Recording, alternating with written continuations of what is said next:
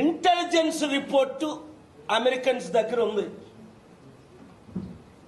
ఎవరు చేయించారు ఈ దాడులు, ఎవరు చేశారు, దీన్ని దేని కొరకు ఎవరు ఎలా చేశారు అన్నది వాళ్ళ దగ్గర ఉంది ఇన్ఫర్మేషన్.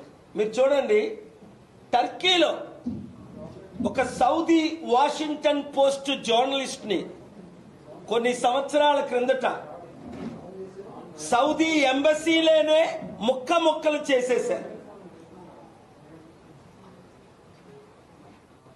ప్యాక్ చేసి పంపించారు. అది చేయించింది ఎవరు? Saudi government. చేసింది ఎవరు? వాళ్ళ మనుషులే ప్రైవేట్ ప్లేన్లో వచ్చి.